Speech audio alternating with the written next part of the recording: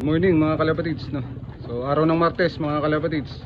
So ang binibigay natin, so kagabi o kahapon mga kalapatids, nag-flashing lang tayo nagbigay tayo ng pinigaang oregano tapos bawang mga kalapatids na hinalo natin sa tubig nila.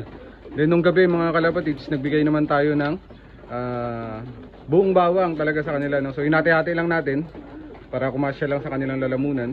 Yun ang ibinigay natin. Tapos yung garlic oil natin mga kalapatids na nakalagay sa jelly mga kalapatids, no? So ngayong araw ng Martes mga kalapatids ay magbibigay naman tayo ng El Toro Probiotics mga kalapatids sa ating ibon, no? So ito yung ating ginagamit tuwing Martes mga kalapatids sa kanila. Tapos mamaya mga kalapatids ay basketing na naman para sa training at pulling mga kalapatids, pero hindi na tayo sasali dahil may tinda tayo nun. So linggo lang tayo pre. Kung mga ganong karera o pooling ay hindi talaga pwede tayong sumali mga kalapatids.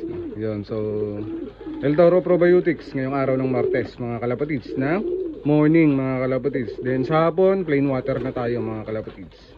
Yun, so tatak El Toro Probiotics yan mga kalapatids, Cage Pit Love TV mga kalapatids, no?